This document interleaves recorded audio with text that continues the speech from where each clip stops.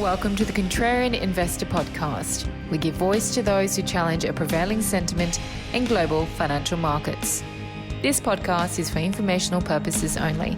Nothing on this podcast should be taken as investment advice. Guests were not compensated for their appearance, nor do they supply payment in order to appear. Individuals on this podcast may hold positions in the securities that are discussed. Listeners are urged to educate themselves and make their own decisions. This podcast episode may have ads and the occasional announcement. To listen without ads or announcements and take advantage of a host of other benefits, consider becoming a premium subscriber. Prices start at $9 per month. Visit the website contrarian.supercast.tech. That's TECH for more information. Now, here's your host, Mr. Nathaniel E. Baker. The Contrarian Investor Podcast wants to find the best and give them a voice. To help in our search, we use Covey to find and track the best contrarians. Our guest stock picks are available in real time on the website covey.io/contrarian. Now, these portfolios are available for anyone to view, track, and share. And on top of that, we encourage our listeners to join our community by building virtual portfolios of stocks and ETFs to compete and rise to the top. At the end of the year, we'll interview the top performing analyst on Covey, right here on the Contrarian Investor Podcast. That means you or any great contrarians you know can rise to the top based on merit and get a voice.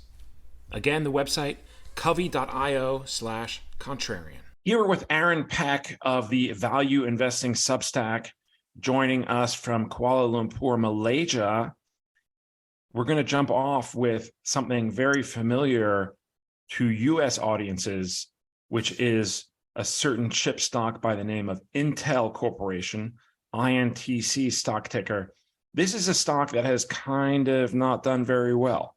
Over the last year, it's down 31%. Over the last 5 years, it's down 40%. It's kind of gone nowhere. And yet you, Aaron, are bullish. Talk to me about that. Sure. So Intel is basically one of the only three semiconductor fabs in the world, which are capable of making leading-edge chips. Leading-edge chips are basically those below 7 nanometers and below in density, transistor density. So obviously the first one, the highest performer now is TSMC. That's in Taiwan. The second highest performer is Samsung, which is in South Korea, and Intel is the third one. So there are only three real companies that can do this in the entire world. And this is a geopolitical thesis where chips, leading edge chips, are of national strategic importance to the US, where the other side of the table is China. And TSMC and Samsung both happen to be in a little bit close proximity to China. So Intel is really the only horse that the US can bet in this race. Right. Okay, that's interesting. So you say that these other stocks have ties to China. Taiwan, though, is something, and these are both US allies, Korea and Taiwan. Taiwan maybe unofficially, depending on if it's even a country, whatever. Leave that alone for now. But you don't think that that would be enough for them to not lose market share to Intel? Well, the thing is that from the perspective of national strategic importance, right, this is something that the US can't do without. So Taiwan being as close as it is to China, there is geopolitical risk, let's just put it that way, right? No and question. Samsung, while it is a Western ally, its priority is North Korea, not the West, right? And with North Korea being allied to China, if push comes to shove, I imagine they pick their own local priorities over those of the US. Mm-hmm. And so that's, again, not something you can count on, right? I'm not saying that they're not important or significant. They are, but they're not something you can bet on the way the US can bet on Intel. Right. And let's be clear, even if the former two outperform Intel going forward, there's enough TAM in the world, right, for the three to share the pie. Okay.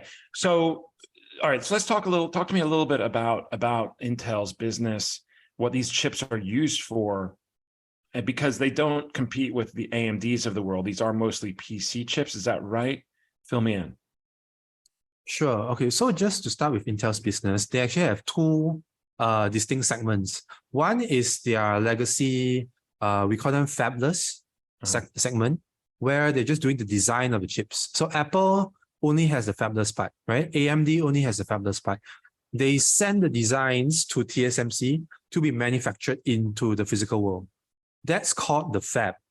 So Intel has both. That's what we call an IDM, integrated device manufacturer, right? And up to now, Intel has not outsourced their fabs, but they are having, in light of the new geopolitical tensions, about a year or two ago, Intel actually announced that it will start allowing third parties to outsource their designs to their fabs. So this new segment is called IFS.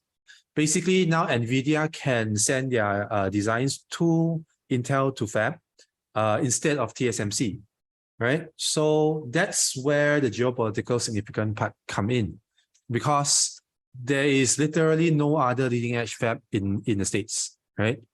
And if Samsung and TSMC end up being unreliable for any reason, then that might be a problem, not just for Intel, but for NVIDIA, AMD, Apple.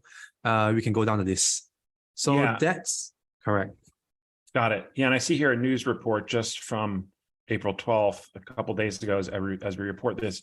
Intel rises as it says it will work with ARM on next-gen manufacturing mobile chips. So it looks like some of this business is already coming home. But why hasn't the market caught on to this information? I mean, look, over the last 6 months, Intel is up 20%, so maybe they are. And over the last month, it's up 7%. So it looks like maybe it's already bottomed. Is that why you think, or? Chips are basically a very commoditized cyclical industry, which is a proxy to the global economy, right? And as you can probably tell, aggregate global demand has been on the decline for a while due to the recent rate hikes. So chips, it's a double whammy from firstly, the tech bubble bursting in October 2021. And on top of that, the massive rate hikes that have happened since, let's call it February 2022, Okay. right? So putting those two together, and on top of that, the peak of the supply demand balance was in October 2021. So it's both a macro problem as well as a sector-specific cyclical problem, which is contributing to the share price underperformance. Okay. But importantly, as long as Intel doesn't have any going concern risk, cycles always recycle. So that's Sure. my position. Yeah. So you think that we're now at the start of a new expansionary cycle for the economy, or is that? I do not necessarily think that this is a year-long trade, for instance, right? Because the fabs probably won't be up until 2025 at the earliest, right? But in terms of just long-term fundamental value, I am value investing Substack after all. Yeah. I think, yeah, right? Similar to Oxy with Buffett, I think there's a very similar story here, where it's quite hard to imagine Intel staying at 16 times trough earnings for perpetuity, right? I mean, we're talking about Intel here. We're not talking about some small cap semiconductor testing company in Southeast Asia. Right. Okay. What else can you tell me about the business as far as the fundamentals or any of those other metrics? Sure. So I think the way I'll address this is in two parts. The first part is that most people are worried that Intel will repeat its underperformance of the past decade, right? Because it, as we all know, it basically made some wrong choices, and then it underperformed TSMC quite significantly. So the reason for that is basically that Intel, after inventing the EUV technology, they decided not to go ahead and use it because of efficiency or yield concerns, right? And TSMC basically took a risk, operational risk, and decided to use EUV. And the rest is history, right? EUV turned out to work. Intel relied on the older technology, which is lithography at 193 nanometers versus EUV's 13 nanometers. So it's an order of magnitude, right? And Intel basically continued on its multi-patterning route. So that's where you overlay several patterns, and that increases the risk of error. That increases operational and logistical complexity, and that results in lower yields ultimately. And with chips ultimately being a commoditized business, if you have lower yields, you basically underperform quite badly, right? So what's the remedy to this? Well, a lot of bears of Intel basically say that Intel needs another decade to catch up to TSMC, right? Which is what you would expect if EUV had to be developed internally. But the good news is that EUV is actually developed by an external party called ASML, right? It's a monopoly in the world of EUV machines. And Intel, as we speak, has already bought the machines from ASML. They do not need to R&D, right? They do not need to cultivate R&D for the next 10 years to develop their own EUV machines. All they need to do is buy it. And, with things being as important as they are, they could easily, poach a couple of employees from TSMC to get the ball rolling almost immediately. So I'm not saying that it's an overnight thing, no, but it's not a 10-year thing, right? At most, it's a 1-year learning curve, make some mistakes, recover, right? It's not the same as having to develop EUV internally and catch up to TSMC. So I think the risk of innovation lag to TSMC is very immaterial, right? And the second thing that I was going to say is that in the chip world, there are basically two types. One is called CISC, one is called RISC. CISC is a proxy for x86, x64, right? You've heard of this before. RISC is a proxy for ARM. So the short version is that CISC is going to lose to RISC over time due to structural disadvantages, right? But here's the thing. We do not need to rely on Intel's fabless business. This geopolitical thesis is entirely about their fab business. And Intel will be able to accept orders from Apple, right? Which is doing RISC, which is doing ARM.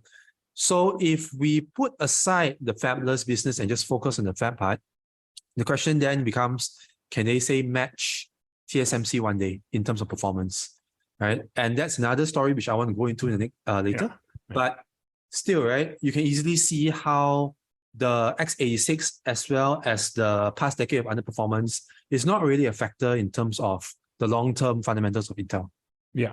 It sounds like this would be a kind of a, from what you're saying, a no-brainer for Apple to use Intel as they move out of China, move their production out of China, which they've already said they're going to do.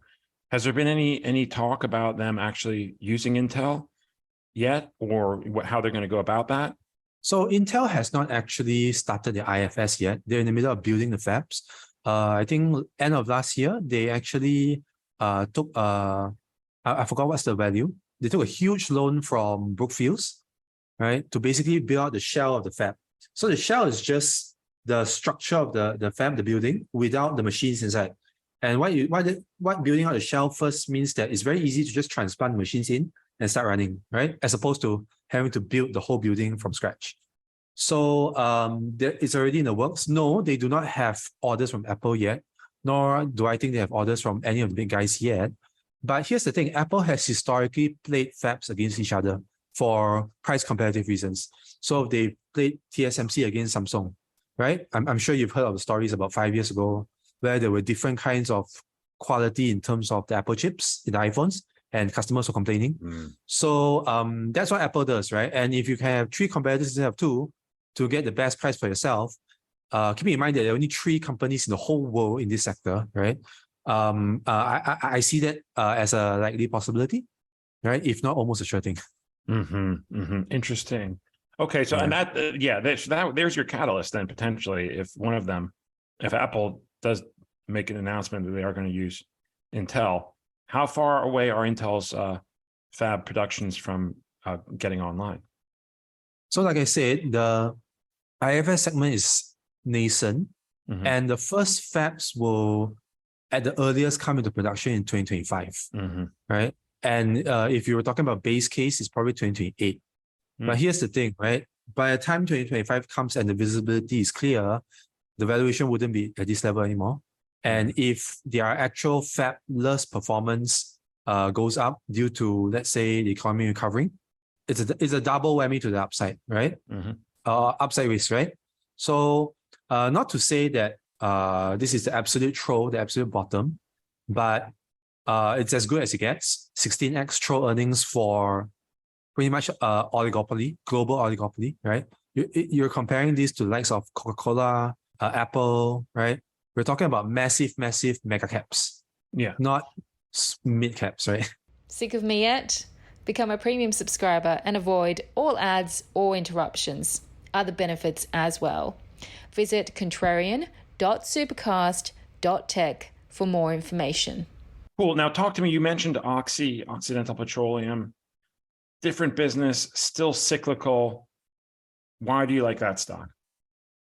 So Oxy is a very unique oil and gas E&P super major, right? E&P being exploration and production.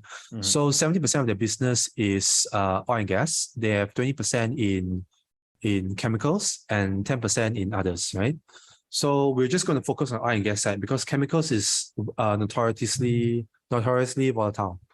So on the oil and gas side, as you know, they bought Anadarko in 2019 and basically doubled their production overnight.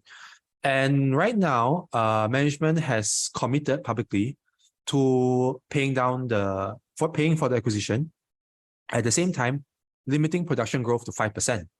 So in terms of shareholder return expectations, it's very straightforward. We are going to pay down the debt. We're going to pay the preferreds, the Berkshire preferreds, which yield 8%. And we're going to focus all our efforts on increasing a common dividend, right? So for E&P super majors, the benchmark valuation metric is dividend yield or total shareholder return if you include buybacks. So in Oxy's case, they have a lot of incentive to do more buybacks, which I'll go into later. But basically, you can compare it to the dividend yield of most competitors because they mostly return the capital in terms of dividends, right? And the average of the top 14 super majors, 13, I think, is 4.7% shareholder return, right? Dividend yield. Whereas with Oxy, it starts at 6%, right? Worst case, 5.5, assuming they do some share buybacks. And what Buffett is seeing, which I'll explain later, is up to 11%.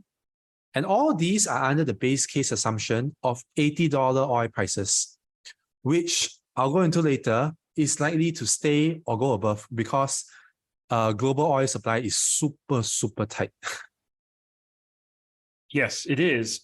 But we do have economic headwinds, slowing housing in the US, potentially employment, a lot of talk of recession, which would historically has been and will be bad for oil stocks and for oil prices in general.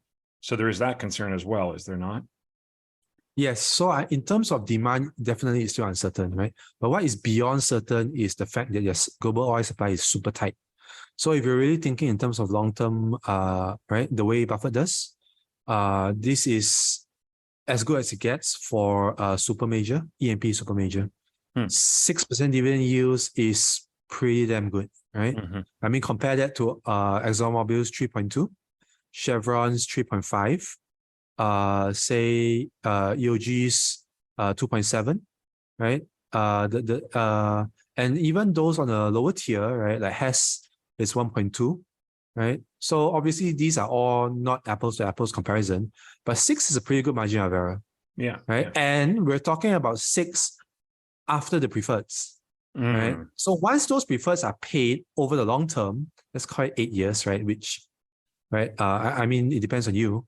That goes up to 11 based on very reasonable assumptions of $80 oil, right? If my base case for oil is way above 80, okay? So let's say it goes up to 100. At the bottom of my report, there's actually a distribution sensitivity analysis. So at $100 oil, it goes up to 13.8%. At 120, it goes up to 16.6%. And 150, it goes up to 20.7%. These are all dividend yields, right? So, if you're Buffett and you have $128 billion of cash burning a hole in your pocket, right? Which of course we all do. Who doesn't have $128 billion in their pocket? I have 2 trillion personally, yeah. Oh, okay. Yeah, I have more than that, but yeah. Interesting. Wow. Okay, that's cool. And here too, the stock kind of hasn't gone anywhere over the last year. It's up 2.5%. What's the year to date? It was down yesterday. So yeah, it seems that these oil stocks, these cyclicals, just kind of can't really get out of their own way. They look to have a bit of a rally, but it seems like you're saying you're still, you're long-term bullish here on the stock, if only for the income that is provided by the dividend and the buybacks. Right. I think the nature of value investing is that you kind of have to be contrarian, in a sense that that's the easiest places to get opportunities, right? I mean, you could compete with the Blackstones and JP Morgans of the world in the short term, or you could just admit that you're maybe not as good as them and stick to a long term and make the same amount of money in the long term, right? So, I mean, that's the premise of this podcast, of course, is that, the contrarian ideas, they're not always right, but they're at least worth taking into consideration. Correct. Interestingly, we don't talk all that much about individual stocks here. It's more about the economy, but we should. And on that, do you have any other contrarian ideas you want to discuss before we get to break? We can also leave them for the second half of the show if you have any. I've got to think about it because there's nothing that comes to mind immediately. Okay, that's fine. Yeah. Okay, cool. That's fine. All right, let's take a quick break here. Aaron Peck of Value Investing Substack. I want to come back, ask you some more about yourself, your background, your Substack, and some other stuff. So don't go anywhere. We'll be right back. If you are a premium subscriber, don't touch the dial. We will not go anywhere. You will not get the break. We'll be right back. In fact, we already are. And anybody else who wants to become a premium subscriber, please visit the website, contrarianpod.substack.com, and sign up. We hope you're enjoying this episode of the Contrarian Investor Podcast, where we give voice to those who challenge a prevailing narrative in global financial markets. Consider becoming a premium subscriber. For $9 a month or less, premium subscribers receive a number of benefits. Podcasts are posted immediately after they're recorded. Transcripts are made available within 24 hours. Premium subscribers get direct access to the host and access to private channels on our Discord server. They also get generous discounts to our virtual conferences and other services. And of course, there are no ads or interruptions. Visit contrarian.supercast.tech for more information. That's contrarian.supercast.tech. By the way, you don't need the .tech suffix to get to that website. .com will do the trick. And we also have a Substack that where you can sign up for the same prices, same benefits, same details, contrarianpod.substack.com. So if you already have a Substack account and use it, or have the app and use that, that's probably the best way to go. So contrarian.supercast.com or contrarianpod.substack.com. Whole bunch of benefits, including, of course, getting this episode up to a week early without ads or annoying announcements. And you also get the daily Contrarian briefing and podcast that is released every market day morning at 7 a.m. This is a contrarian take on the events of the day ahead and what is likely to move markets, such as economic data releases, earnings, and other things. It is really good, and that is completely unbiased, of course. So check that out, contrarianpod.substack.com or contrarian.supercast.tech. Now on with the show. Welcome back, everybody. Here with Aaron Peck of Value Investing Substack. I mentioned it at the outset. You are based in KL, Malaysia, just north of Singapore there, for those who haven't been to the region. But so curious how you came to this line of work, I guess, what your background is, what your origin story is as an investor, to put things in Marvel terms, and how you came to start the Substack and some other stuff. So tell us about that. Yeah, so growing up, I always wanted to be a businessman because my dad was one. So I read your Robert Kiyosaki's, your seven highly effective habits, right? I never really touched investing until I did my ACCA in my postgraduate. So ACCA is basically the equivalent to CFA, but on the accounting side, right? And that's when I actually discovered Buffett, because there is a finance component to it. And basically, Shortly prior to that, I realized that business just wasn't for me because it's very risky, right? It's really high risk, high reward. And I actually did see what the fallout of a failed business was like. So I was a little bit sad by that point, right? That I didn't think business was for me. So value investing really appealed to me, right? The Warren Buffett way. Because if you think about what value investors do, we invest long term and we analyze companies like businesses, which is pretty much similar to what a CEO does, other than the actual people management part, right? Because CEOs don't move barrels in warehouses. They also sit behind spreadsheets. They look at financial statements. They make they make decisions with slightly more granular data than public information, but papers nonetheless, right? They're not really moving stuff around. So this really appealed to me because it was both. I was both able to think like a businessman while diversifying my risk, right? So it was the best of both worlds for me. And then over time, I spent more times in global value investing communities like Value Investing Club, security analysis on Reddit, right? And then I spent a lot of time there. And when the Substack trend started taking off, all the financial bloggers moved to Substack. I just thought, why not, right? And then out of pure luck, I just tried to grab the URL, the subdomain valueinvesting.substack.com, and then I got it. Right? So that's the genesis of my my newsletter story.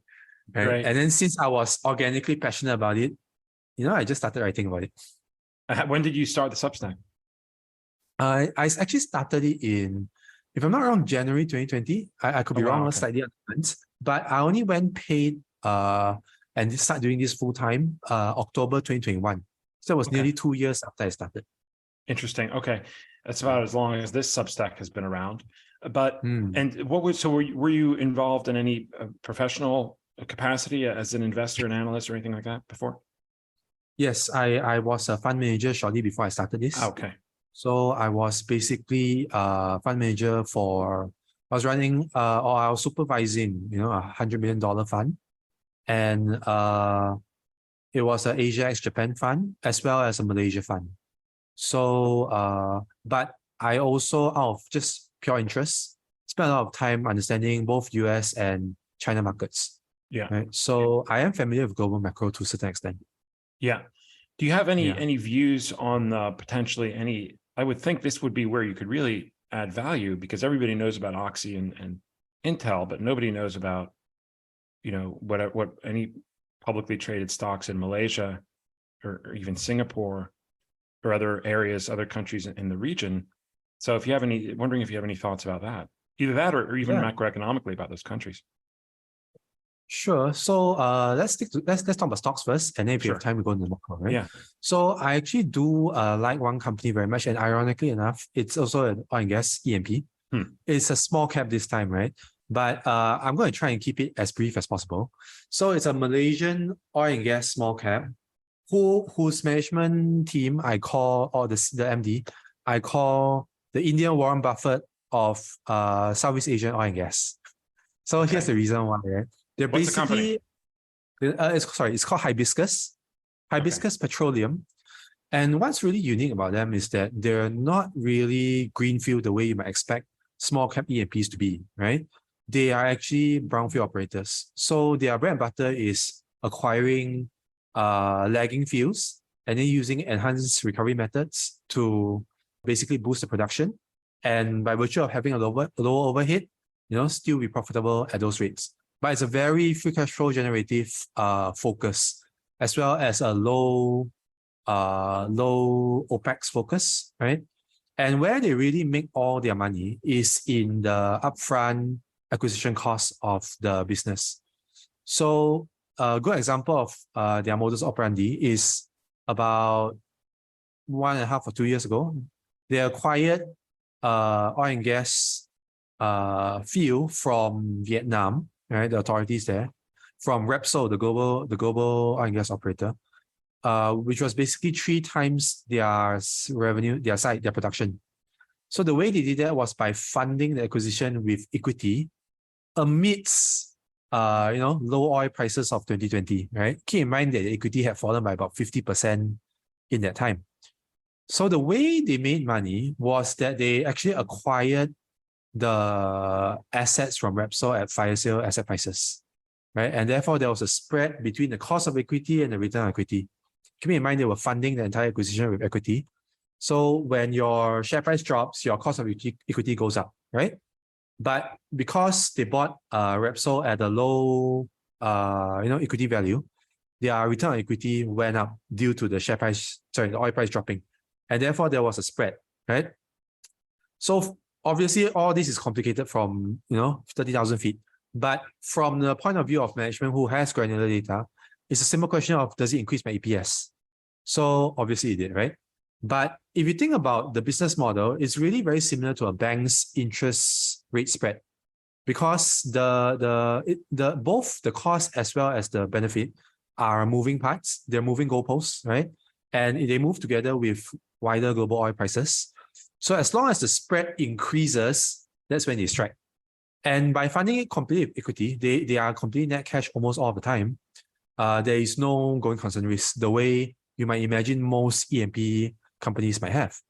So combine the two, right? It's both very conservative, very contrarian. They do nothing for 5 years, then go out and make an acquisition 3 times their size, and staying net cash throughout the cycle, while all the competitors are loading up on debt to take advantage of high oil prices and new opportunities, right? They are a truly contrarian company, as both our namesakes, like.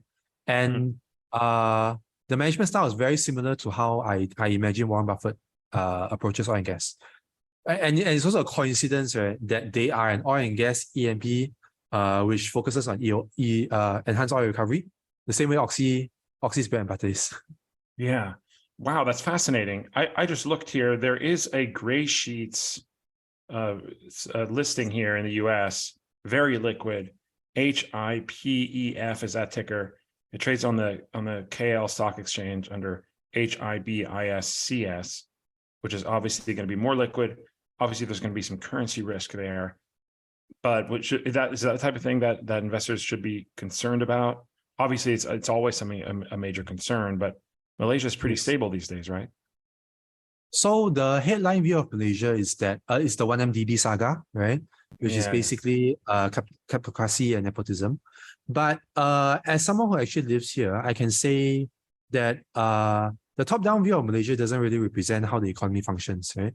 Our politics at the top is quite messy, but our institutions are actually very robust relative to our neighbors.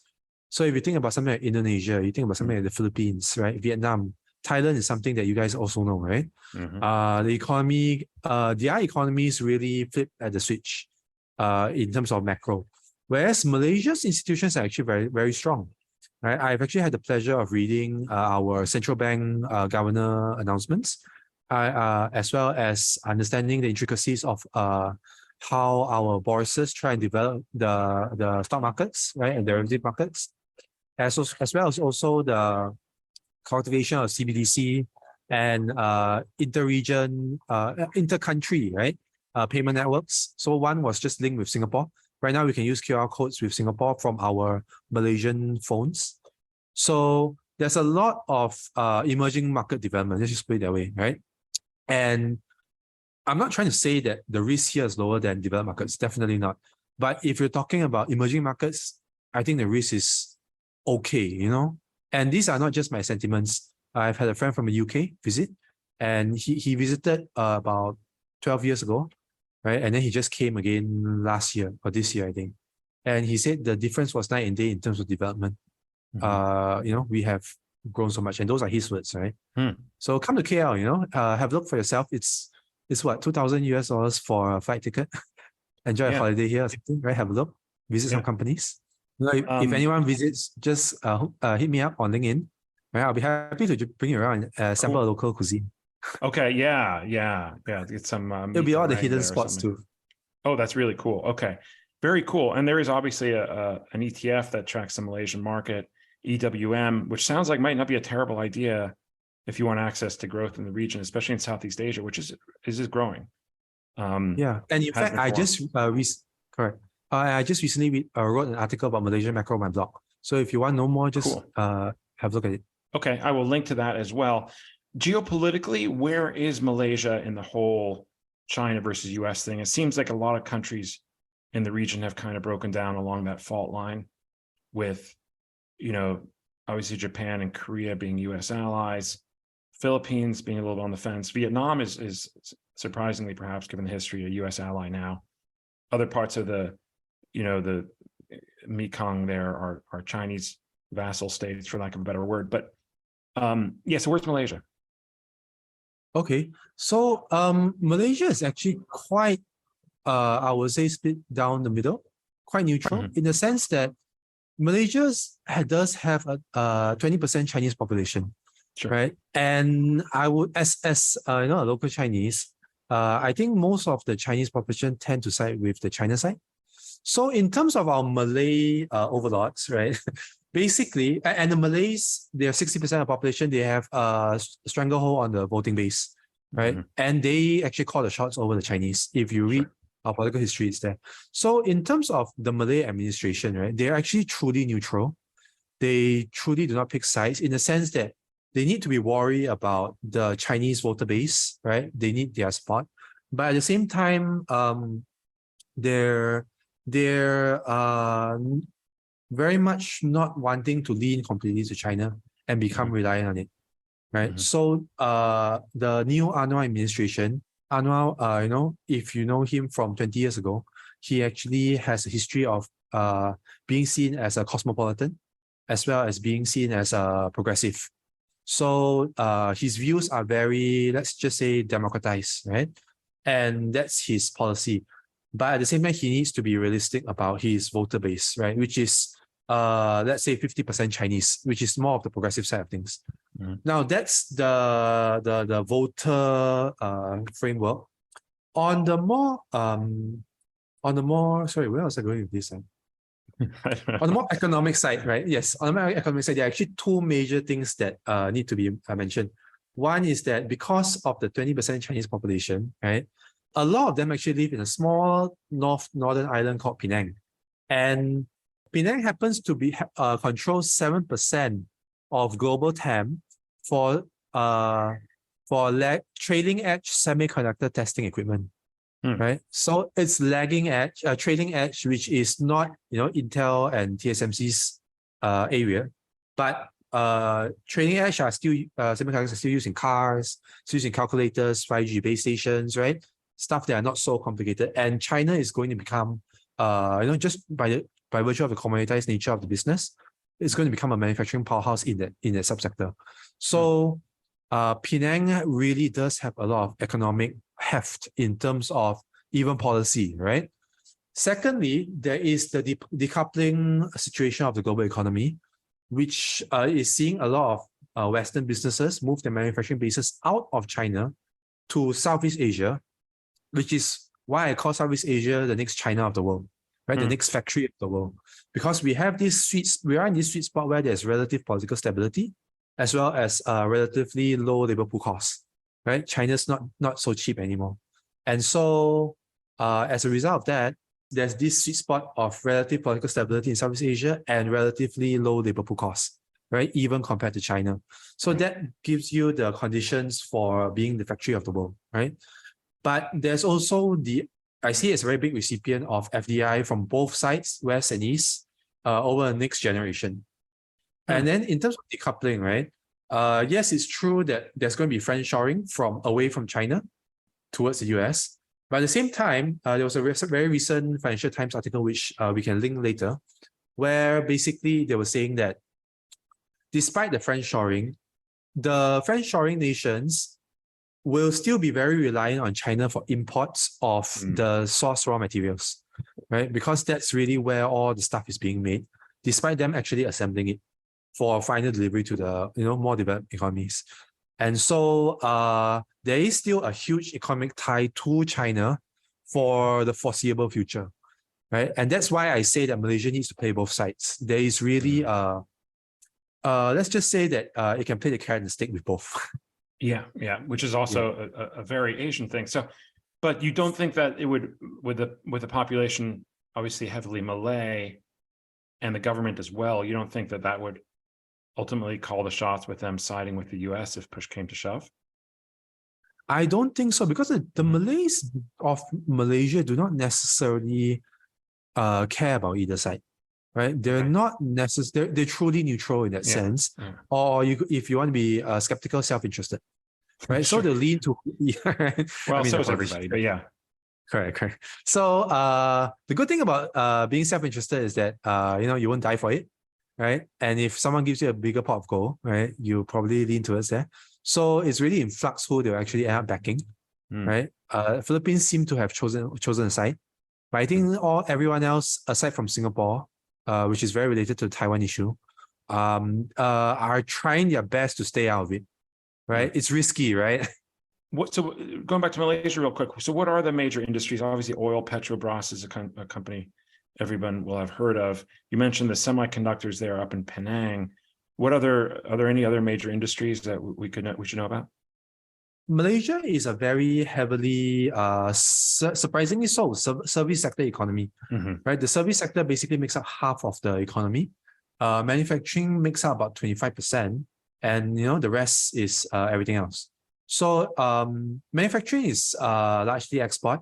We are a great middleman in terms of assembly, not necessarily source material manufacturing or commodities agriculture-wise. But the service sector is 50% of the economy, which is interesting for two reasons. So basically what Malaysia did very successfully during the Mahathir era of the 80s and the 90s was do the Polish model, where we basically tried to create national champions through the Chaebol model, as well as the Keiretsu in Japan, right? Decades back. So there was a lot of PPP going on, where the government partnered with the private sector to create industrial champions, to create the economies of scale necessary for export to developed nations, right? So it's a very they're trying to copy the South Korean success model, and they did it with great success. But that's really just OEM model, you could call that, right? You're basically just producing widgets for somebody else. You're not the brand owner. So they did try to create brands in terms of automotive brands like Proton, because cars are basically everything industrial, right? And if you can do that, you can create a local brand for export, then that's massively great for your industrial base. But unfortunately, we failed in terms of creating brand owners. So today, we're very akin to the Polish economy in terms of having a lot of OEM national champions like Top Glove, right? Like Highcom, and but not brand owners, right? So we're stuck with the very sliver of margin. The second thing about the service sector is that we happen to be in the low value-added manufacturing part of the global value chain, right? So you think about semiconductors, we're 7% of global TAM, but it's semiconductor testing equipment, which is relatively, in fact, it's truly commoditized and extremely fragmented industry with very low margins relative to all the other segments of the global value chain, right, in semiconductors. So, we happen to be stuck in that middle class trap, you could call it, right, for the past 20 years, where we have been very good in terms of producing low value added services, right, but not really graduating to the high value added services, which propel the likes of Japan and South Korea into high income status. And we're getting there because I think we will reach high income status as defined by $30,000 per capita, right, annual income, by 2028, if I'm not wrong. It was supposed to be 2020, so it's been delayed by a decade, right? Yeah, well, but and such. We're nearly there, right? We're within, almost there. So that's interesting, right? Because you wouldn't have imagined Malaysia to be more advanced on a per capita basis than China, for instance. Yeah. What's your take on the global economy? I guess maybe starting with China, what do you see there in terms of, the COVID reopening? Maybe hasn't quite been as big as advertised, but maybe you have a different view. And then the US and Europe and all these other things. Yeah. So I want to clarify that I'm not a China macro expert, but I'll just give my views, right, for fun.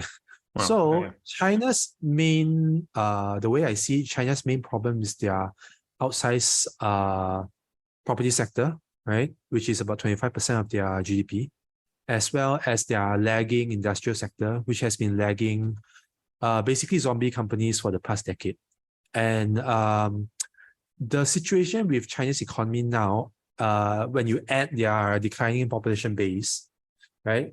Just to digress, the working age population has started declining since 2018, if I'm not wrong, right? Now it's absolute population decline, right? So you put these three factors together, right? They're basically in a very Japanification situation and accelerated so, right? And there's a lot of, so basically the way I see China from a very 30,000 feet point of view is they're in the first innings of Japan's early 90s. And they're basically having no choice but to do a smooth deleveraging for at the very least the next decade. It's a lost decade. That's something I'm almost very sure of. Wow, that's kind of a contrarian take there, but okay, yeah, go on. Yeah, I mean, to be fair, Europe's the same, right? And I don't think it's really contrarian. I think this is a very consensus view, right? In the sense that maybe I introduced many China bulls, but yeah, go on. Yeah, yeah, you're right. So China is really a tale of two economies, right, Charles Dickens? So basically, they have a very high margin, high growth technology based sector, as well as a very low margin, low growth industrial sector, right? 60% of the GDP is still exports, 25% is property. I'm not sure the tech, but it's not really large. It's high growth, but it's not very large. So with the crackdown on the tech sector, I think that the high growth component has been normalized, and low growth problems are still there, right? So I really don't see where the massive growth that moves the needle comes from. It's really going to be a treading water situation at best. And on top of that, you have absolute population decline, which is the worst ingredient for economic growth, right? So there's just a lot of headwinds for them to overcome from a purely capitalist point of view. Now, maybe they introduce some new model which I'm not aware of, right? But we have to wait and see. All right, that's all very interesting. Aaron Peck, you gave us a lot to talk about, a lot to think about, certainly in terms of these cyclical stocks in the US and then also over there in Malaysia. In closing, let's you mentioned your Substack, valueinvesting.substack.com, great domain, probably hopefully attracts a lot of search engine traffic. Where else can people find you on the internet? Sure. So you can hit me up on LinkedIn or Twitter. In a circular way, the links are actually on my Substack. But allow me to promote my blog a little bit, if it's okay. Yeah, go for it. So I'm actually changing my region coverage from Southeast Asia to the US, right? I just announced it yesterday. And I'm actually raising my prices from $10 a month to $30 a month to keep up with the market rate on Substack, right? So the price hike is hitting on May 1st. All existing subscribers before then are actually automatically grandfathered into my old rates. So if you want to enjoy, 70% discount into perpetuity, please support me on valueinvestingsubstack.com, right? And it's still $10 until May 1st, right? After which it will be $30. Yes, and the Twitter is Value Investing Z. I guess you weren't quite as lucky there with the domain, but then again, Twitter is probably going away very soon. So no, I don't know that, but we'll see with the way that's I happen to mismanaged, probably whatever. Such a dumpster fire. Anyway, that's another topic for another day. Very cool. Yeah, thanks so much for that, Aaron. And so check out, make sure you subscribe before May 1st, and you can lock in the old rate. And even at the new rate, it's a bargain for what you get. But do that and follow Aaron on all the areas mentioned. And do you use have you been using the notes thing? I have not started, but I intend to soon, right? Yeah, I'm trying to. Fair enough. Yeah, because I have, and it's pretty cool. But there's some glitches. But anyway, awesome. Well, with that, we'll thank you for listening here. And thank you, Aaron, for coming on. And with that, we will leave you. We'll be back again next week. Look forward to speaking to you then. Bye-bye.